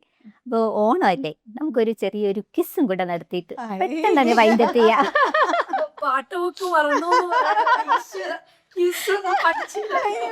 പഠിച്ചില്ലല്ലോ ടീച്ചർ, പഠിച്ചില്ലല്ലോ ടീച്ചർ. നമുക്ക് നോക്കാം, നമ്മൾ തെറ്റിപ്പോവാണ്, തീരെ ഒന്നും അറിഞ്ഞുവിടാന്നുണ്ടെങ്കിൽ നമുക്കിത് വേണ്ടാന്ന് വെക്കാം. ഇല്ല, നിങ്ങൾക്ക് പറ്റും, ലേഡീസ് ആണ്, തീർച്ചയായിട്ടും പറ്റും. ഫസ്റ്റ് ക്വസ്റ്റ്യനെ വളരെ എളുപ്പമാണ്. ഓണാഘോഷ വേളയിൽ അവതരിപ്പിക്കുന്ന ഒരു നൃത്തരൂപം. തിരുവാതിരകളി. ഞാൻ പറഞ്ഞില്ലേ, എനിക്കറിയാം, നിങ്ങൾക്കറിയാം. ഓണപ്പൂവ് എന്ന് വിശേഷണമുള്ള പൂവ്. പിന്നല്ല, എന്നിട്ടാണ് ഒന്നും അറിയില്ല എന്ന് പറഞ്ഞത്. മഹാബലിയുടെ യഥാർത്ഥ പേര്. ഇല്ലല്ലോ, ആർക്ക്? മാവേലിയുടെ യഥാർത്ഥ പേരുണ്ട്. മഹാബലിക്ക് ഒരു പേര്. അസുര എന്നായിരുന്നു അല്ലേ? അല്ല അല്ല അല്ല, അസുരൻ. ആ അങ്കണത്തിൽ. കഴിഞ്ഞ ഓണത്തിന് അറിയാം, ഈ ഓണത്തിന് മറന്നുപോയി. അപ്പൊ ഞാൻ ഓർമ്മിപ്പിക്കാം. എവിടത്തെ ഇന്ദ്രസേനൻ. ഇന്ദ്രസേന, അത് തന്നെ അത്. ഞാനേ കഴിഞ്ഞ ഓണത്തിന് നമ്മൾ ക്രിസ് വേണുഗോപാൽ, അദ്ദേഹം ഞങ്ങളുടെ ഓണം ശ്രീവിദ്യ കലാനികേതന്റെ ഓണം സദ്യക്ക് ഗസ്റ്റ് ആയിട്ടാണ് വേണുഗോപാൽ സാറും ദീപയും. അദ്ദേഹത്തിനെ കാണുമ്പോ ഇപ്പോഴത്തെ ന്യൂ ജെന്നിലുള്ള മഹാബലി തമ്പുരാനെ പോലെ. അപ്പൊ ആ സമയത്ത് ഞാൻ ഈ പേരൊക്കെ പഠിച്ചു വെച്ചിട്ട് ഞാൻ അന്ന് പ്രസംഗത്തിൽ അതൊക്കെ പറഞ്ഞു, അദ്ദേഹത്തിനെ പോലെ ഉണ്ട്, അദ്ദേഹത്തിനെ കാണാൻ പറഞ്ഞതാണ്. ഈ കാണുമ്പോ മഹാബലി തമ്പുരാന്റെ പുതിയ വേർഷൻ ഇന്ദ്രസേന. കർക്കിടക മാസത്തിലെ തിരുവോണം അറിയപ്പെടുന്നത്. കർക്കിടക മാസത്തിലെ തിരുവോണം. അത്തച്ഛന് ഈ പ്രാവശ്യം കർക്കിടകം തുടങ്ങി. മാസത്തിലെ തിരുവോണം ഒരു ഐഡിയ ഇല്ല, ഉറപ്പാണേ. പിള്ളേരോണം. അയ്യോ, അതറിയില്ല. ഓക്കെ, പുതിയൊരു അറിവ് കിട്ടിയില്ലേ, നിരാരി ടോക്ക് ഷോയിൽ വന്നത് കൊണ്ടാണെന്ന്. ഓണക്കാലത്ത് നടത്തുന്ന പ്രശസ്തമായ വള്ളംകളി. എന്തായാലും പറയും. പിന്നല്ല, ഓണപ്പാട്ടുകളുടെ തമ്പുരാൻ എന്നറിയപ്പെടുന്നത് ആര്? ഇച്ചിരി ടഫാണെന്ന് തോന്നുന്നുണ്ടേ. അറിയില്ല? സില്ലിട്ടാ? ഇല്ല. ഓർക്കുന്നുണ്ടോ? ഓർമ്മയുണ്ടോ? ഇല്ല. മച്ചാട്ടിളയത്ത്. അയ്യോ, അതെന്തായാലും ഉദ്ദേശിച്ചതൊക്കെ. മരുമക്കത്തായ നിലനിന്നിരുന്ന കാലങ്ങളിൽ അവിടുത്തെ തറവാടുകളിൽ ആഘോഷിച്ചിരുന്ന ഒരു ഓണമുണ്ട്. അതിനൊരു പേരുണ്ട്. എന്താണ്? അല്ല, അതിന് ഒരു ക്ലൂ ഉണ്ട്.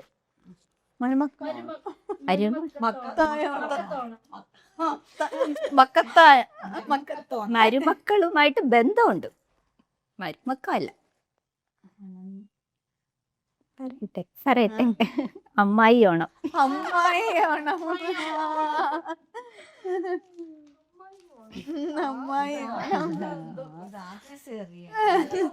അതൊക്കെ ഉണ്ട്. എന്തായാലും ഒരു ഇന്റർവ്യൂ ചാനൽ തുടങ്ങിപ്പോയില്ലേ, പിടിച്ചു നിക്കണ്ടേ.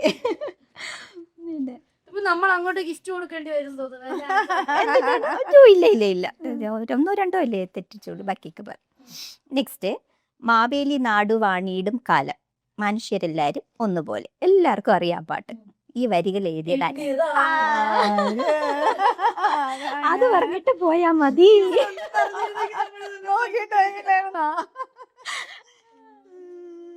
എന്തെങ്കിലും തുടക്കം പറഞ്ഞുതരാം. പറയട്ടെ, അവസാനത്തെ ചോദ്യം ആയതുകൊണ്ട്. സഹോദരൻ.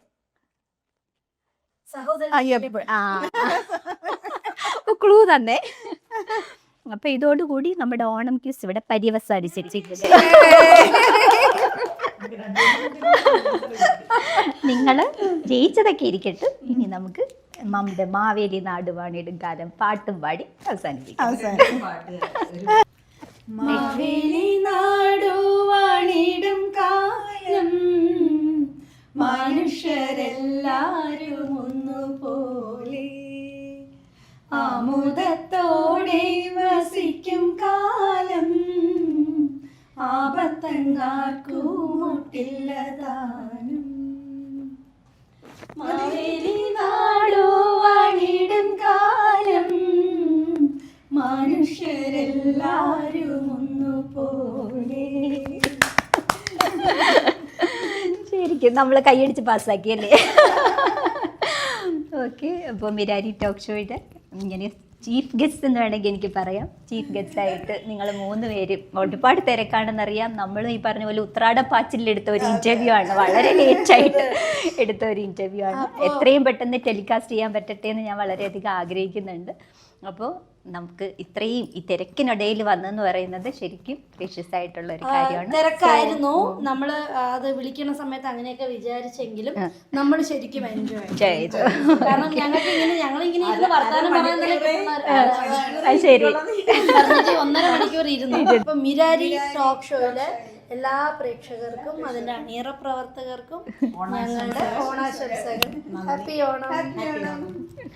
അപ്പോൾ മിരാരി ടോക്ക് ഷോയിലെ എല്ലാ പ്രേക്ഷകർക്കും എൻ്റെ അണിയറ പ്രവർത്തകർക്കും ഞങ്ങളുടെ സ്വന്തം വകയും വിമൻസ് അസോസിയേഷൻ്റെയും ശ്രീവിദ്യാ കലാനികേതൻ്റെയും ഒക്കെ ഓണാശംസകൾ. ഹാപ്പി ഓണം. എല്ലാവരും ഈ ചാനൽ ലൈക്ക് ചെയ്യുക, സബ്സ്ക്രൈബ് ചെയ്യുക, ഫോളോ ചെയ്യുക. Thank you so much.